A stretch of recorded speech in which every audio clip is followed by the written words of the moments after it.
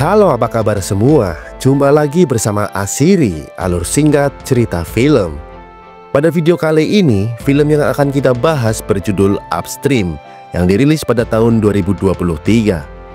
Film ini menceritakan tentang seorang kepala keluarga yang berusia 40 tahunan yang baru saja dipecat dari perusahaannya.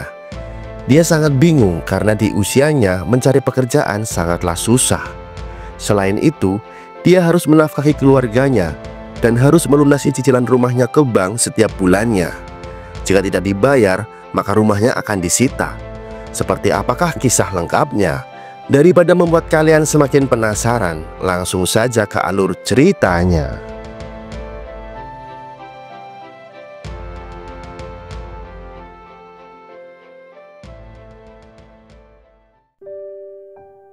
Di awal film diperlihatkan seorang pria bernama Gao Xilei yang baru bangun dari tidurnya dan mulai bersiap-siap untuk berangkat kerja.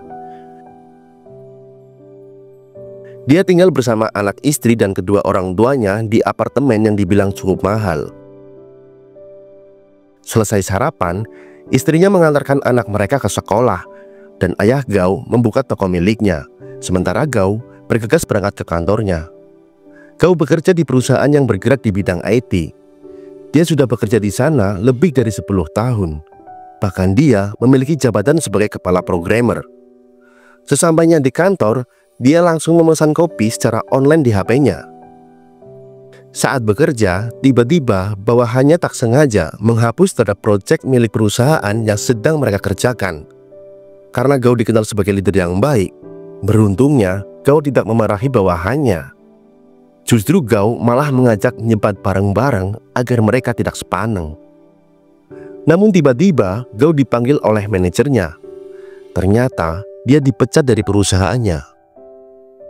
Berdasarkan sistem analisis perusahaan, Gao dinilai sudah tidak memenuhi standar kualifikasi karyawan di sana.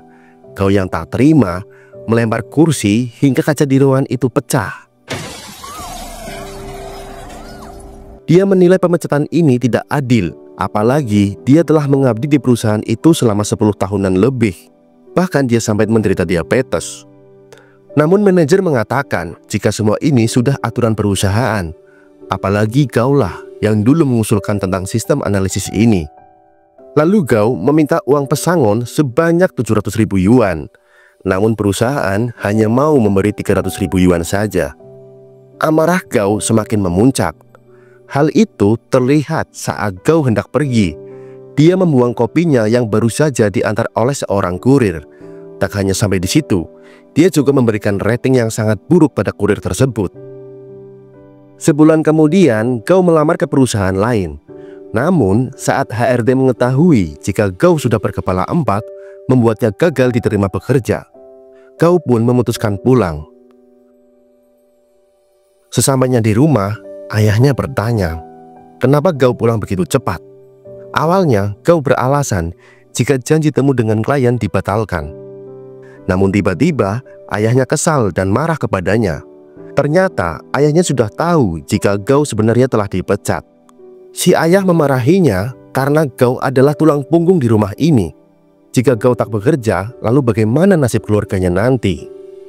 1 bulan berikutnya, terlihat Gao sedang mengejar mantan rekan kerjanya. Diketahui jika Gao telah memberinya sejumlah uang agar Gao dicarikan pekerjaan. Namun sudah sebulan lebih, Gao tak kunjung mendapatkan pekerjaan. Saat Gao berhasil menangkapnya, dia meminta uang yang telah dia berikan segera dikembalikan. Namun saat uangnya hendak ditransfer, pria itu kembali mengelabui Gao dan berhasil kabur kembali.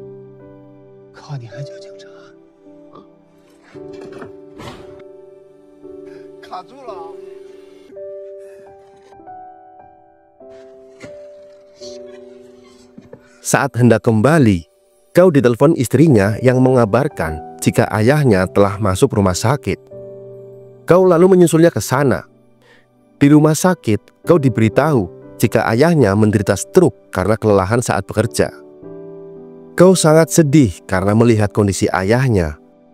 Pihak rumah sakit lalu memberitahu Gao jika biaya rumah sakit untuk menangani ayahnya sebesar 300.000 yuan atau sekitar 670 juta rupiah. dan kau harus melunasinya dalam waktu 3 hari. Tak hanya itu, pada saat di rumah, istrinya memberitahu jika gaji kau selama 2 bulan belum masuk ke rekening. Dia juga memberitahu jika cicilan mereka ke bank belum dibayarkan. Di sini istrinya belum tahu jika kau sudah 2 bulan menganggur. Karena saking bingungnya, akhirnya kau pun berkata jujur kepada istrinya bahwa dia telah dipecat dari pekerjaannya semenjak 2 bulan yang lalu. Awalnya, istrinya tidak marah mendengar pemecatan kau. Istrinya malah mengajak kau untuk berdiskusi dan mencatat segala kebutuhan selama sebulan untuk menghemat pengeluaran. Istrinya juga akan kembali membuka les drum untuk membantu keuangan mereka. Setelah dirinci, ternyata masih kurang dan tidak cukup untuk memenuhi semua tanggungan dan kebutuhan keluarganya. Lalu kau berkata jika dia akan memikirkan cara untuk membayar semua itu. Perkataan kau tiba-tiba memancing kemarahan istrinya. Istrinya marah bukan karena kau menganggur, tapi dia tidak memberitahunya dari awal. Bila istrinya tahu dari awal, mungkin dia bisa membantu mengurangi beban tanggungan mereka. Kau pun hanya bisa menangis dan meminta maaf. Suatu hari, kau yang sedang minum kopi teralihkan perhatiannya kepada seorang pemuda yang sedang live streaming. Pemuda itu bernama Dasan. Dasan menceritakan kepada followernya jika dia bisa menghasilkan 12.000 yuan dari pekerjaannya sebagai jasa kurir. Karena penasaran, kau menanyakan kebenaran hal tersebut. Dasan berkata, jika kau tertarik, dia bisa memindai kode QR di motor Dasan untuk mendaftar sebagai jasa kurir. Dengan langkah malu-malu, kau mendatangi kantor cabang pengiriman bernama Food Lover. Di sana, dia bertemu manajer yang bernama Tuan Su. Kau mengatakan jika dia ingin mendaftar menjadi kurir, namun kau ditolak. Awalnya, kau mengira jika dia terlalu tua.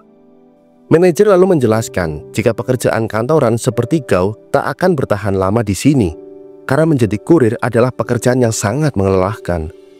Kau terus memohon agar diterima bekerja di sana, karena dia tak kunjung mendapatkan pekerjaan. Karena kasihan, si manajer akhirnya mau menerimanya dan menyuruh Dasan untuk membimbingnya. Dasan memberitahu cara kerja di sana dan aturan-aturan yang harus dipatuhi. Dia juga memperlihatkan papan peringkat yang diperbarui setiap bulannya, dan orang yang menjadi peringkat pertama akan mendapatkan bonus bulanan. Dasan memberitahu beberapa karyawan di sana yang cukup hebat dalam bekerja, dimulai dari Blackie yang menduduki peringkat pertama. Dia dikenal sebagai kurir tercepat karena hafal seluruh jalan pintas di kota. Selanjutnya ada Stingy yang dikenal sangat hemat dan pelit. Motornya bahkan penuh dengan tambalan lakban karena dia tak mau mengeluarkan biaya perbaikan. Dan perlu diketahui, Stingy adalah kurir yang mengantarkan kopi kau waktu itu. Lalu ada Tuan Su, si manajer. Meski wajahnya terlihat galak, namun dia sebenarnya pria yang sangat baik. Lalu Dasan memperkenalkan dirinya sendiri. Dia memiliki berbagai keterampilan, namun dia lebih memilih menjadi seorang kurir karena gajinya cukup besar. Dasan lalu membawa kau ke sebuah tempat wajib para kurir. Di sana mereka bisa membeli atau menyewa motor. Bahkan tersedia juga tempat perbaikan HP. Penjual di sana menawarkan motor yang cocok untuk kau. Namun kau yang masih pemula membuat sedikit kekacauan. Pekerjaan kau pun dimulai. Karena berdekatan dengan tujuannya, Dasan pun mengantarkannya ke restoran orderan milik kau. Sesampainya di sana, pesanan kau ternyata belum siap. Namun kurir lain yang baru datang justru lebih dulu mendapatkan pesanan mereka.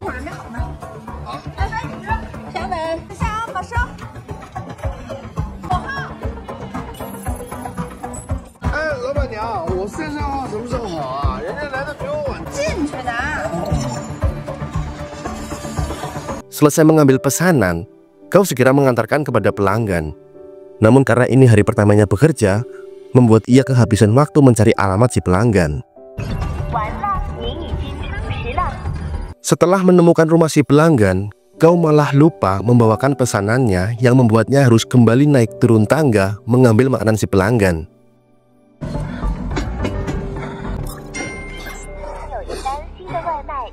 Begitu pula dengan pesanan selanjutnya.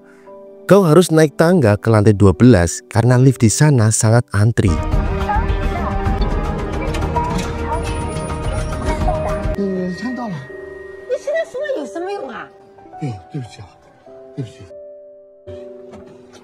Pesanan berikutnya, kau terpaksa jalan kaki karena kendaraan dilarang memasuki area sebuah asrama.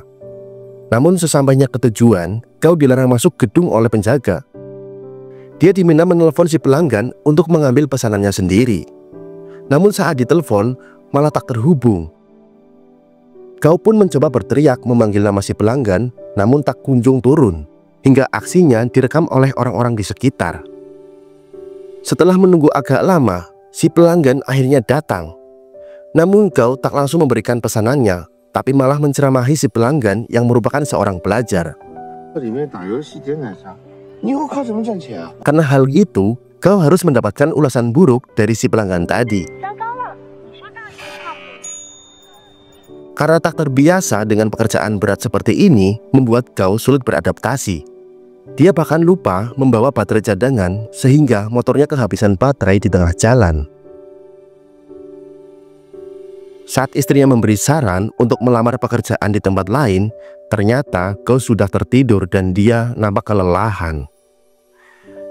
Esoknya, kau hendak mengambil pesanan di sebuah mall, namun ditahan oleh penjaga di pintu masuk. Penjaga itu berkata jika kurir hanya boleh masuk lewat jalur karyawan. Kau pun masuk lewat jalur karyawan, namun dia bolak-balik tersesat karena jalur di sana sangat membingungkan. Setelah kembali dan mendapatkan pesanan, dia kaget melihat motornya sedang diangkut oleh para petugas. Dia pun memohon agar motornya tak dibawa. Akhirnya, dia hanya dikenakan tilang oleh petugas. Saat mengantarkan makanan, kau bahkan tak sadar menerobos lampu merah yang membuatnya kembali ditahan petugas. Kali ini kau memohon agar jangan ditilang. Akhirnya, kau hanya dihukum untuk mengatur lalu lintas selama 30 menit. Kau yang belum terbiasa dengan pekerjaan ini membuatnya terus mendapatkan ulasan buruk. Dia bahkan mencoba merayu wakil manajer agar mau menghapus beberapa ulasan buruk miliknya. Namun wakil manajer tak bisa melakukannya karena semua sudah tersistem. Kau juga curhat kepada Dasan tentang pendapatannya yang masih sedikit. Dasan menyuruh kau untuk berhenti bergaya hidup seperti orang kantoran, di mana kau masih membeli kopi kafe dan menyewa power bank. Kau juga bertanya kepada Blackie tentang rahasianya mendapat banyak pesanan. Namun Blackie hanya menyuruh kau untuk bekerja lebih keras lagi. Suatu ketika, kau mengantarkan pesanan ke sebuah alamat yang sangat membingungkan. Tempat itu mirip seperti labirin dalam sebuah film. Bahkan GPS di HP-nya sampai error. Setelah berhasil menemukan lokasinya, kau menaruh pesanan si pelanggan di pintu gerbang. Namun setelah pergi, kau diberitahu customer service bahwa si pelanggan keliru memasukkan nomor rumahnya yang membuat kau terpaksa kembali mengambil pesanan itu.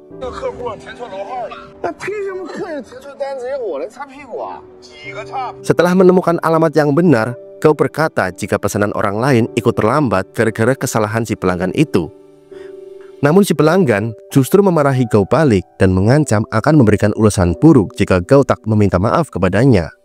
Dengan terpaksa, kau meminta maaf kepada si pelanggan.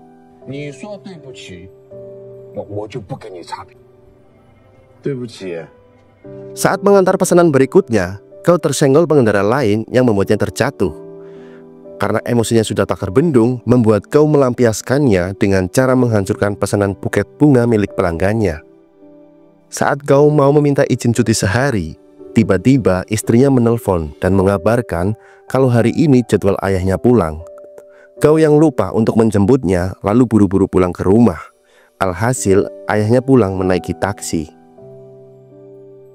Di rumah, ayahnya sangat marah mengetahui kau beralih profesi menjadi seorang kurir. Pengorbanan menyekolahkan kau hingga sarjana seolah sia-sia. Namun kau beralasan jika pekerjaan ini hanya sementara. Dia juga membutuhkan uang untuk pengobatan si ayah. Namun ayahnya nggak peduli omongan kau dan terus memakinya. Mendengar makian ayahnya ditambah kesialan kerja hari ini, kau tak bisa menahan emosinya. Seisi rumah disalahkan oleh kau, termasuk anaknya sendiri. Esok harinya, Gao menemui karyawan bank terkait hutangnya. Karyawan bank itu meminta Gao melunasi hutangnya jika tak ingin rumahnya disita. Hari berikutnya, Gao mendapat bayaran setelah sebulan bekerja, namun gajinya sangat jauh dari perkiraannya. Wakil manajer lalu menjelaskan kenapa Gao hanya mendapatkan penghasilan sedikit. Awalnya Gao tidak terima, sebab ulasan buruk para pelangganlah yang membuat gajinya kecil. Suatu hari, Gao mendapat pesanan pelanggan dari tempat kerjanya yang dulu. Karena malu, Gao meminta tolong Blackie untuk menggantikannya. Namun Blackie menyuruh Gao mengantarkan sendiri pesanan tersebut. Akhirnya, Gao mengantar sendiri pesanan itu sambil memakai masker. Namun, mantan rekan kerjanya yang dulu menyadari jika pria itu adalah Gao. Dia lalu memanggil si pemesan dan menyuruhnya memberikan sejumlah uang tip untuk Gao. Karena merasa canggung, Gao segera meninggalkan tempat itu. Selanjutnya, saat hendak istirahat makan, Gao mendapat sebuah pesanan yang membuatnya tak sengaja menumpahkan makan siangnya. Gao pun membuang makanannya yang tumpah dan bergegas mengambil pesanan tersebut.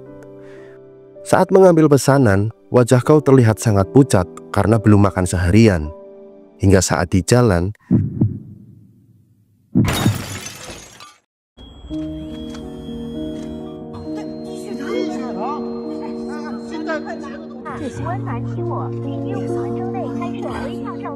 tak lama HP-nya berbunyi yang memberitahu jika Gao harus segera melakukan verifikasi kehadiran. Namun ia terus gagal saat melakukan verifikasi itu, yang membuatnya terkena skors selama 3 hari.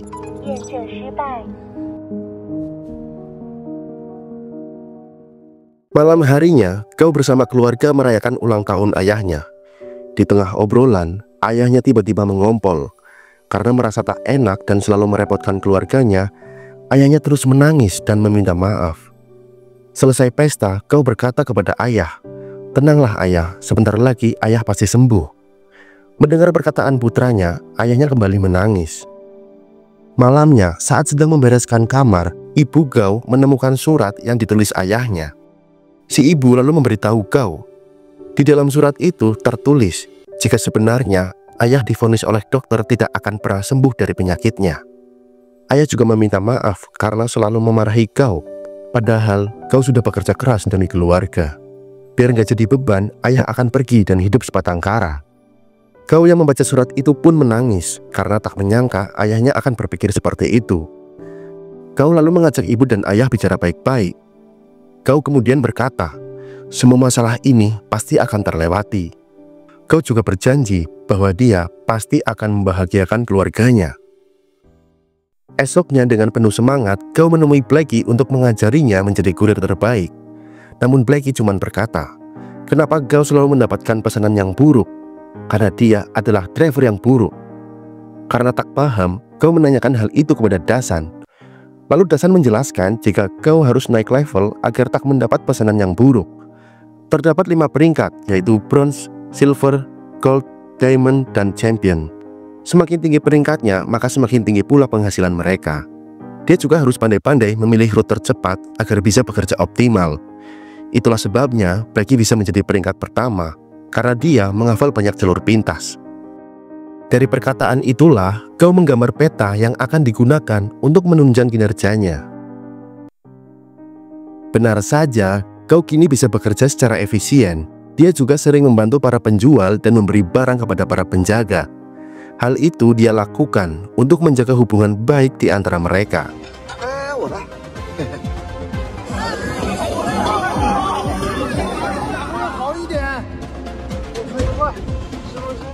Gao juga menjadi ramah kepada pelanggan agar mendapatkan ulasan yang baik. Bahkan, Gao sering mendapatkan tip karena usahanya itu. Usahanya tak sampai di situ. Gao juga membuat sebuah aplikasi untuk memudahkan menemukan rute terbaik dalam mengantarkan pesanan. Aplikasi itu dia beri nama Master Route. Berkat kerja kerasnya, akhirnya kini Gao telah menjadi driver peringkat Gold. Suatu ketika, Gao tak sengaja bertemu mantan rekan kerjanya di kapal penyeberangan.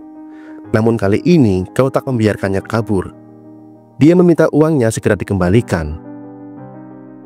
Setelahnya, Gao bertemu Stingy di jalan. Mereka sedikit mengobrol sebelum akhirnya berpisah.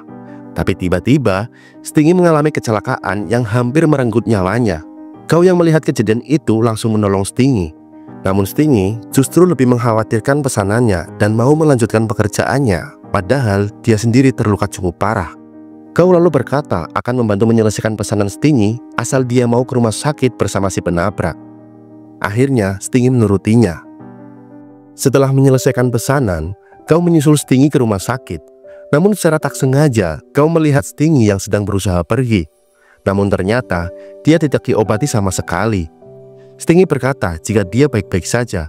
Kau juga tak perlu khawatir, orang yang menabrak tadi sudah membayar ganti rugi sebesar 15.000 yuan.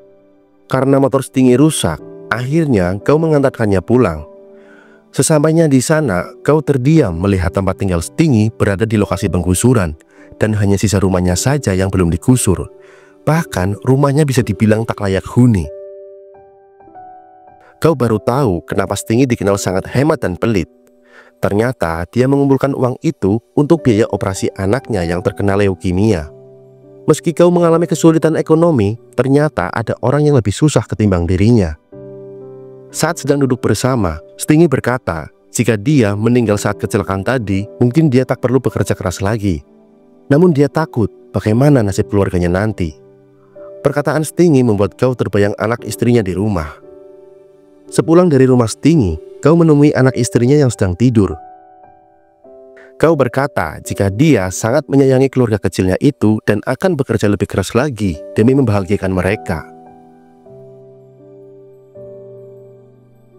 Di kantor, ketika Tuan Su sedang memotivasi para driver, kau yang baru datang meminta izin untuk mengumumkan aplikasi Masterroot miliknya. Aplikasi itu akan membantu para driver agar lebih cepat dan lebih hemat waktu saat mengantar pesanan. Karena di dalam aplikasi itu berisi jalan-jalan pintas serta nomor-nomor rumah customer.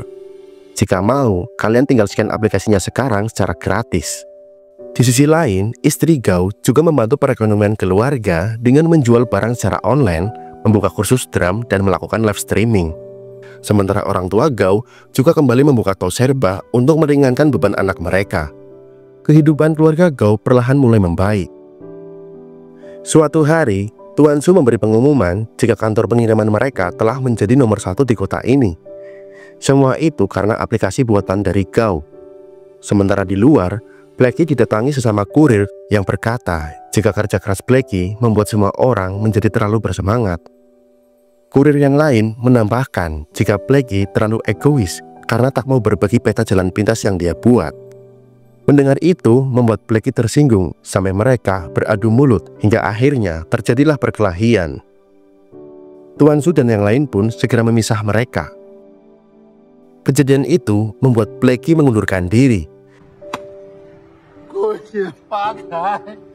Tuan Su pun sangat marah melihat kelakuan para anak buahnya yang membuat Blackie sampai mengundurkan diri. Malamnya di tengah hujan deras, kau bertemu rekan driver wanitanya yang bernama Xiaomin. Temannya itu sedang meneduh bersama anaknya. Karena kasihan, kau meminjamkan mantel miliknya agar mereka bisa pulang.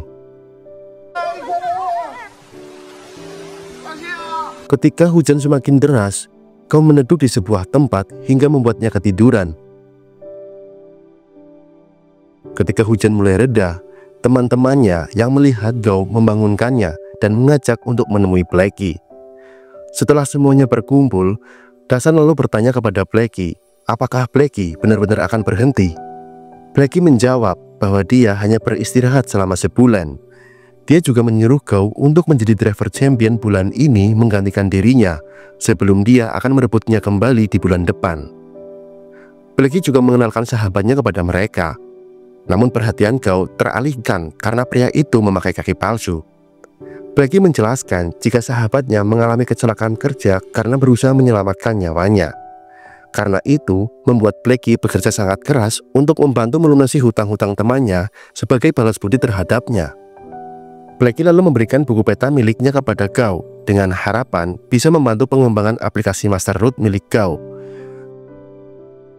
Sesampainya di rumah, Gao mengupgrade aplikasinya dengan buku milik Blackie. Kini, aplikasi Masterroot telah menjadi aplikasi sempurna bagi para driver. Suatu malam, Kau membeli kue sebagai hadiah untuk istrinya. Namun saat hendak pergi, tak sengaja dia melihat istrinya bekerja di sebuah salon kecantikan. Kau tak menyangka jika istrinya juga bekerja keras sampai larut malam untuk membantu memperbaiki ekonomi keluarga. Perasaan kau pun menjadi gelisah. Sampai saat menuruni jalan, ia mengalami remblong hingga menabrak seorang pedagang dan kau pun harus membayar ganti rugi. Sesampainya di rumah, kau duduk termenung. Istrinya yang sudah berada di rumah pun bertanya, apakah kau marah melihatnya bekerja? Bukannya marah, kau merasa bersalah karena gagal memperoleh uang untuk membayar hutang bank akibat kecelakaan tadi. Istrinya menenangkan kau karena gaji bekerja di salon tadi bisa mereka gunakan untuk tambahan membayar hutang. Akhir bulan pun tiba. Malam itu menjadi penentuan siapa yang akan menduduki peringkat pertama di Food Lover. Tuan Su mengumumkan bahwa sang pemenang nantinya akan diundang dalam acara penghargaan tahunan. Bahkan bonus kali ini dinaikkan menjadi 2.500 yuan. Para kurir pun berlomba-lomba untuk menjadi pemenang. Sesekali kau melihat live streaming istrinya sambil mengantar pesanan. Kembali ke para driver, mereka terus berlomba dengan waktu demi meraih posisi puncak.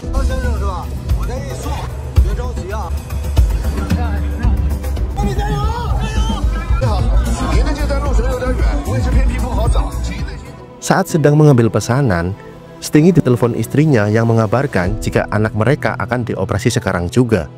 Stingy pun memilih berhenti mengantar pesanan itu dan segera ke rumah sakit.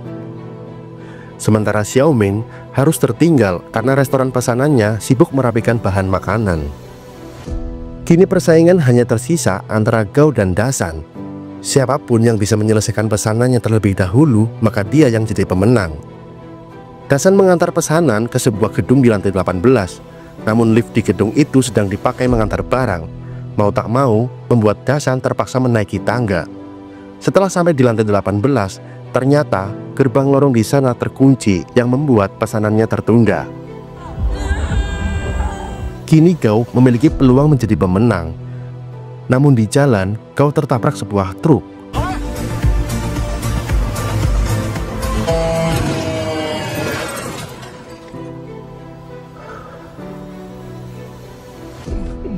Meski terluka, Gao tetap berusaha bangkit dan kembali mengendarai motornya menuju alamat si pelanggan. Masalah tak berhenti sampai di situ. Si pelanggan ternyata berada di diskotik yang mana di dalam sangat berisik. Hal itu membuat Gao kesulitan menemukan si pelanggan.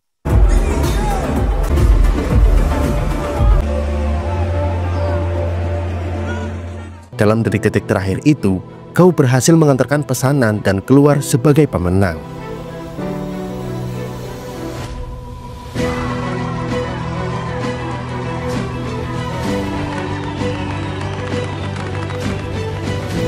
Gao menelpon istrinya dan memberitahu jika dia berhasil menduduki peringkat pertama sebagai driver champion.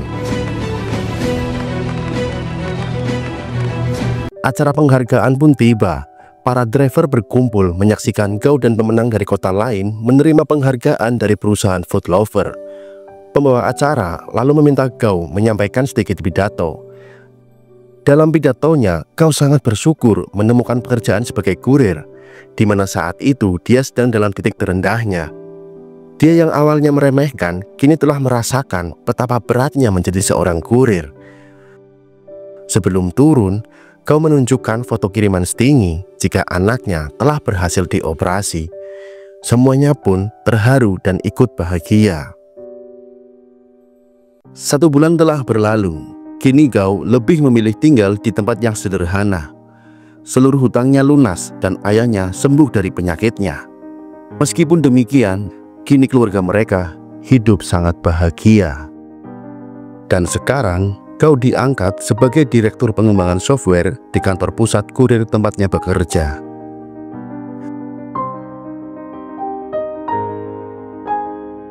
Kita tak boleh memandang sebelah mata, apalagi sampai menghina pekerjaan seseorang. Karena kita tidak tahu bagaimana mereka bekerja sangat keras demi membahagiakan keluarga yang dicintai. Sekian untuk video kali ini dan sampai jumpa di alur cerita selanjutnya.